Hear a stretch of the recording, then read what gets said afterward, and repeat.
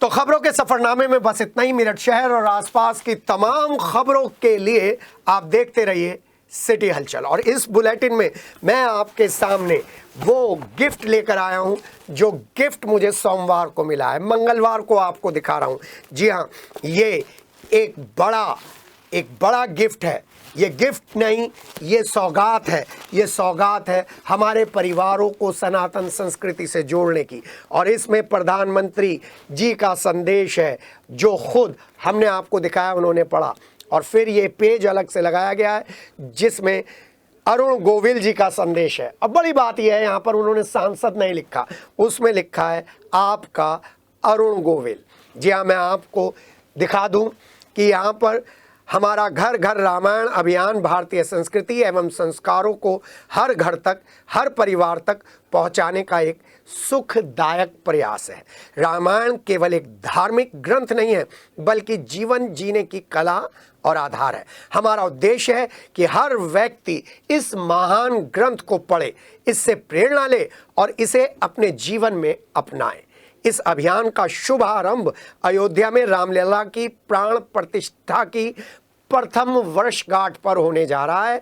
हमारी प्रभु श्री राम से यही प्रार्थना है कि हर घर, हर परिवार में नैतिक मूल्यों की ये धरोहर पहुँचे और समाज में सद्भावना, नैतिकता और संस्कारों की पुनर्स्थापना हो सके। ये गोरखपुर गीता प्रेस की जो श्री रामचरितमानस है, जो तुलसीदास जी ने लिखी है, वो है।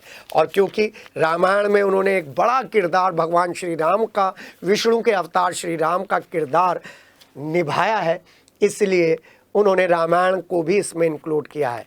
और बहुत सारे लोगों ने तो श्री रामचरितमानस उठाकर भी नहीं देखी होगी, उनके लिए ये एक सुखद एहसास है। यहाँ पर भगवान श्री राम जी के चरण चिन्ह, श्री जानकी जी के चरण चिन्ह हैं और फोटो थोड़े से कम कर दिए गए हैं। और ये भगवान राम का दरबार है। जी हाँ, श्री वाल्मीकि कृत रामायण ही बेस है इस श्री रामचरितमानस का। और जब श्री रामचरितमानस की बात करते हैं तो वो श्री राम जी की पूरे जीवन की झांकी के बारे में है, जो उन्होंने विभिन्न तरीकों से श्री रामचरितमानस में तुलसीदास जी ने प्रदर्शित किया है, लेखित किया है, अंकित किया है। जी हाँ, इसके बारे में मैं आपको बता दूं, इसके जितने भी कांड हैं, अगर उनके नाम हम ले लेते हैं तो हम सनातन संस्कृति से भी जुड़ जाते हैं। पहला कांड बालकांड, दूसरा कांड अयोध्या कांड, तीसरा कांड अरण्य कांड, चौथा कांड किष्किंध्या कांड, पांचवा कांड सुंदर कांड, छठा कांड लंका कांड और अंतिम कांड उत्तर कांड। सभी लोग सुंदर कांड का पाठ करते हैं, इससे पाठ करिए, जुड़िए अपनी संस्कृति से। उत्तर कांड को जब आप पढ़ेंगे तो भगवान शंकर की स्तुति, टीचर और स्टूडेंट का रिलेशन आपको पता चलेगा।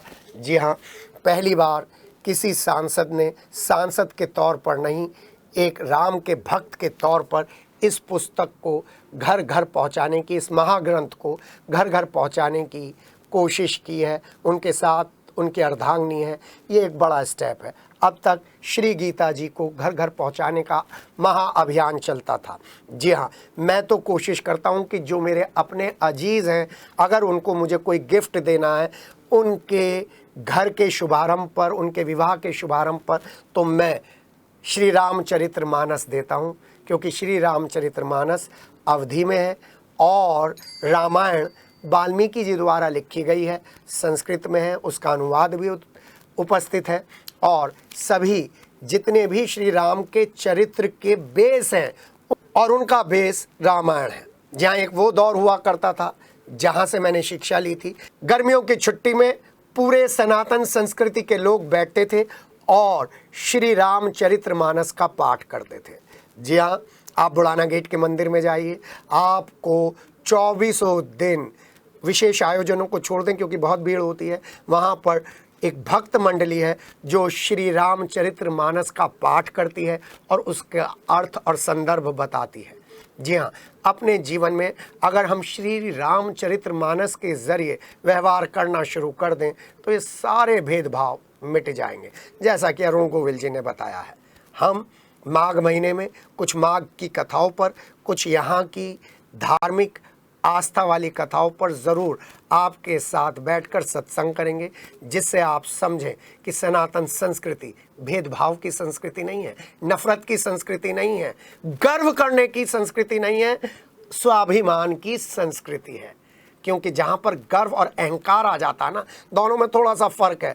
गर्व के बाद अहंकार आता है, इसलिए गर्व को भी हटा दीजिए, अहंकार को भी हटा दीजिए, क्योंकि अहंकार इस श्री रामचरितमानस और रामायण का हिस्सा नहीं है, वो महाभारत का भी हिस्सा नहीं है। उसमें है ज़रूर अहंकार, लेकिन अहंकार को ख़त्म करने के लिए विष्णु जी के अवतार श्री राम जी ने और श्री कृष्ण जी ने विभिन्न लीलाएं की हैं।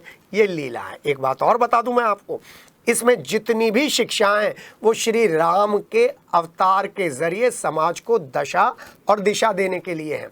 दिशा यहाँ से मिलती हैं, अनुकरण करने के लिए नहीं है। बहुत सारे लोग श्री कृष्ण की बहुत सारी बातों का अनुकरण करने की कोशिश करते हैं, शंकर भगवान जी की बहुत सारी विशेष बातों का अनुकरण करते हैं। उनका अनुकरण मत कीजिए, उनकी शिक्षाएं ग्रहण कीजिए, दोनों में फ़र्क है। चिंतन चलता रहेगा। फिलहाल अरुण गोविल जी को इस महाअभियान की शुभकामनाएं और धन्यवाद।